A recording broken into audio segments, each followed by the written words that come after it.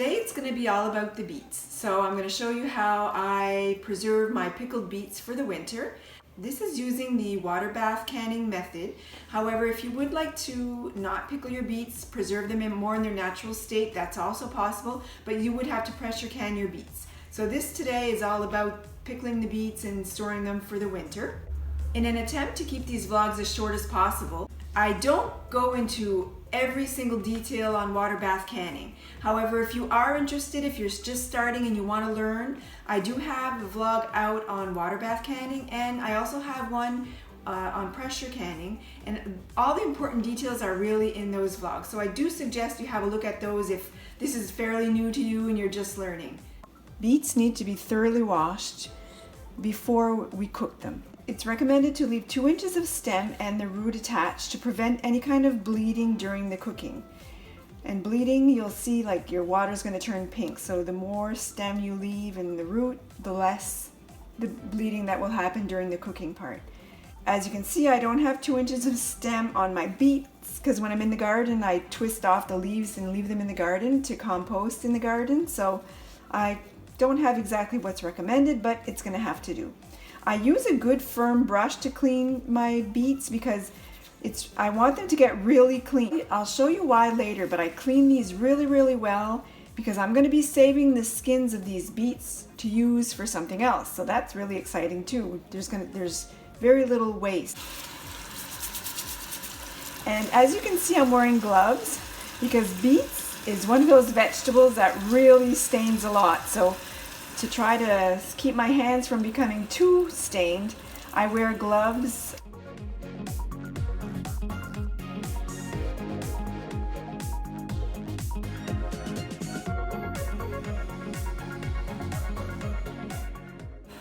And you proceed until you have done this with all your beets.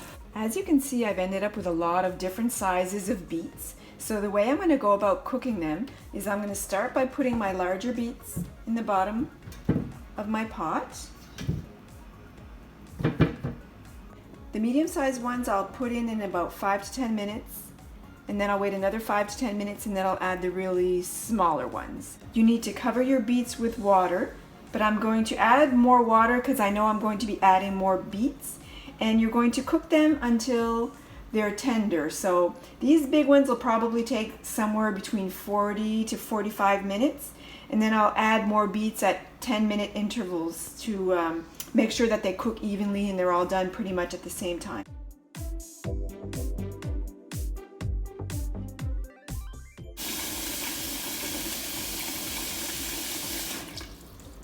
While our beets are cooking, what we need to do is to prepare our vinegar solution that we're going to use to place inside the jars. Once we've filled our jars with the beets, we need to add a vinegar solution, and this is what is going to be used as the preservation agent to make sure we're able to conserve our beets over an extended period of time. So the vinegar solution, and I've doubled the recipe because I want to make sure that I have enough, is 5 cups of vinegar, 2 cups of sugar, and 2 cups of water.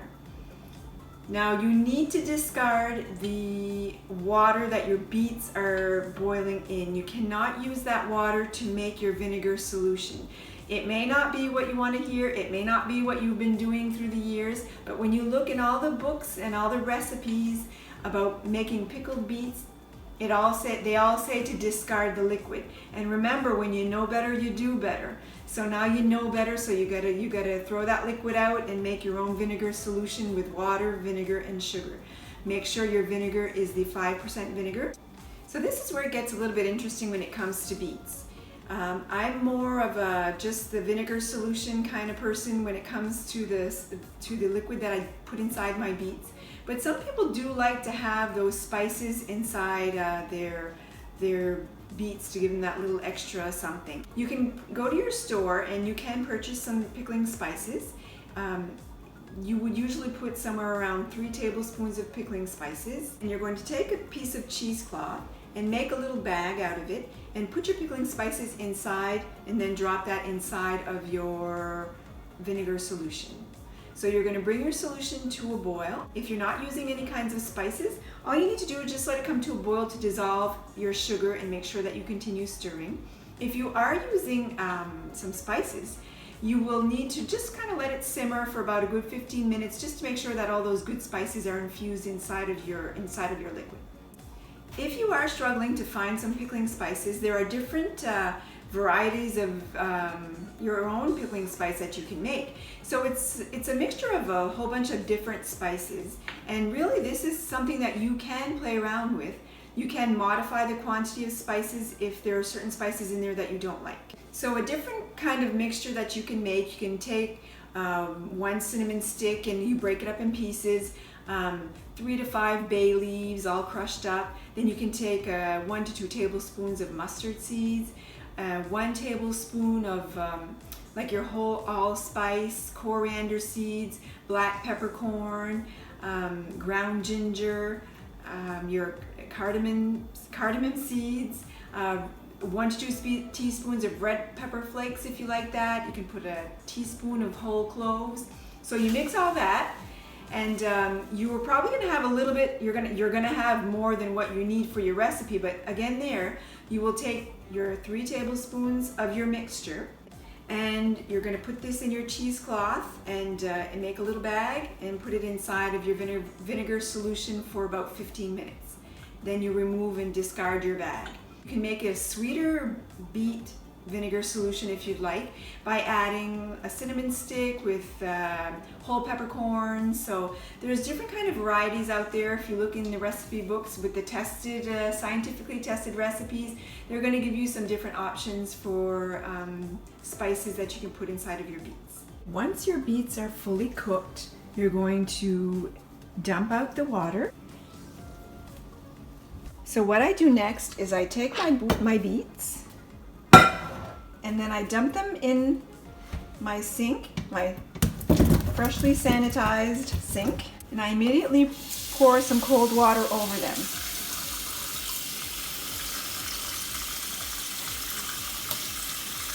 You put them in the cold water to cool them down so you can handle them. I have a bowl that I'm going to put my beets in, and I have a little extra bowl here. You don't want to throw away the skins on these beets, and you save these, put them aside, and as you see, you just run your hands along the beets and those skins just come right off. They're still fairly warm, the beets, but the skins just come right off. These skins are little gems. I'll show you in a future vlog what you can do with these skins. Don't worry if the skin doesn't all come off. You can just take a knife afterwards and just take off the rest of the skin that didn't come off. So as you can see, they just practically fall off. So if you don't have time to process these skins right away, the skins I'm talking about, what you're going to do is you're going to freeze them. And that's the beauty with canning. Certain things need to be dealt with right away. When your green beans are coming in, you gotta take care of them right away. When your beets are coming in, you need to take care of them right away. But certain things, like the skins on your beets, they don't need to be taken care of right away. And I'm going to tell you another little tip. Do the same thing for the skins on your tomatoes, and I'll teach you what you can do with them. So those are the projects that you save once the big rush of the canning season is over. It's still a messy job. If you go too fast, you're going to get the juice all over you. Proceed to work your way through all your beets until you've got all the skins removed. Once you've removed all the skins off of your beets, so you're going to proceed to cut off the roots and the stem, and then slice your beets the size that you want them in your finished bottles. If your beets are really small, you can just leave them whole and process them just like that. So this is all just really a question of preference.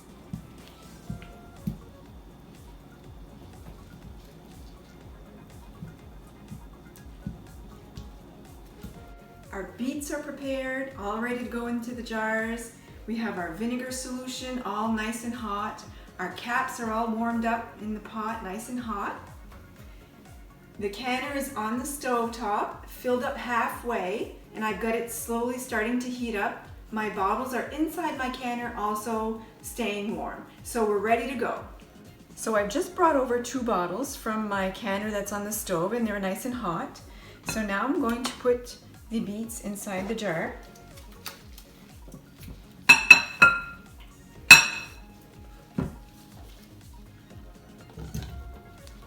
So these are 500 milliliter bottles. They're 2 cups or pints. So for pickled beets, we need to leave ½ inch of headspace inside the bottle. So you proceed to fill your jars.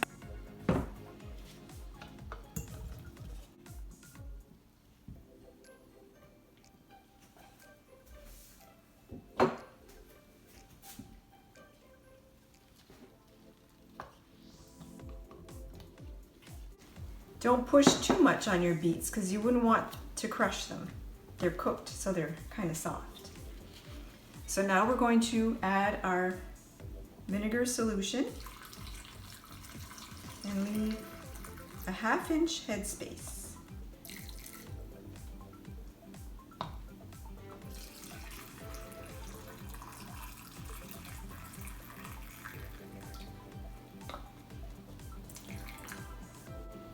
We need to remove the air bubbles.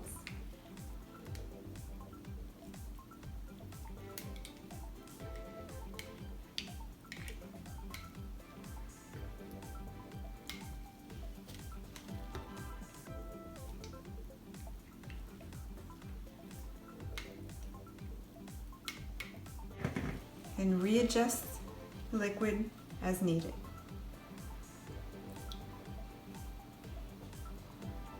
Next, you need to wipe off your rim just to make sure there's nothing that will stop the sealing cap from adhering. You pick up your cap with your magnetic wand, center on top of the bottle,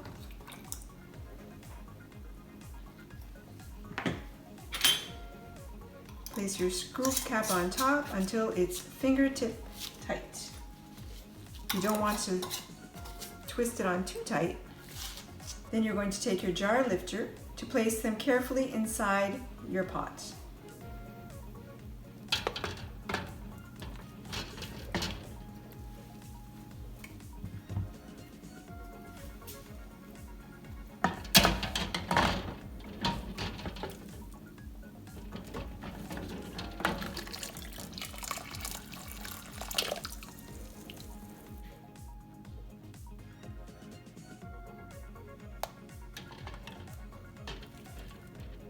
You want to ensure when you're done that you have at least 1 inch of water on top of your bottles. I'm going to tuck another bottle in there just to make sure that none of them tip over. Make sure that they stay nice and tight. Oh. Now you're going to increase the heat on your stovetop to the highest level and place the cover on top of your pot. We need to bring this to a good rolling boil.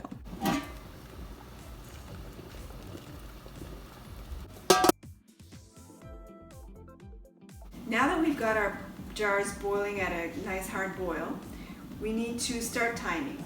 So we're going to time our pickled beets for 30 minutes. You feel free to decrease the heat if you feel that it's boiling a little too hard. Just make sure that your bottles are always boiling. If ever it does stop boiling, just increase your heat again, but you just need to restart your processing time over from 0. Now that the 30 minutes are up, we need to carefully remove the cover, turn off the stove,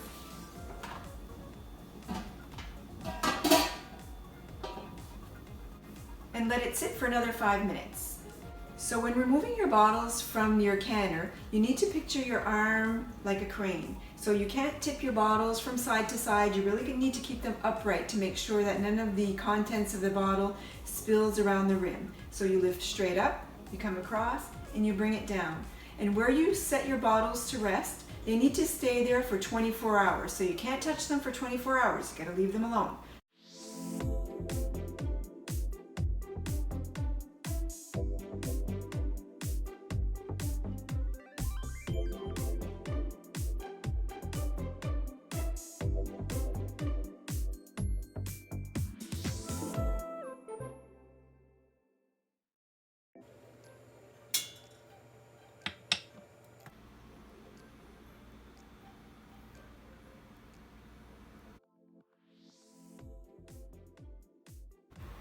Here we are 24 hours later. All our beets are done. Every bottle has successfully capped, and that's always nice to see. So as usual, once your bottles have sealed and 24 hours have passed, you need to remove your rings, wash them, save them again for another time. It's not recommended to leave them on your bottles because it could create a false seal. So just make sure that your bottles are properly sealed. And one way is to just touch the top of your bottles. You shouldn't feel like a little lump on the top. It should be more concave. Another sign is that you can't press down on the cap, like it's a tight seal. If you press down on the cap and you hear like a popping, that would mean that your cap hasn't properly sealed.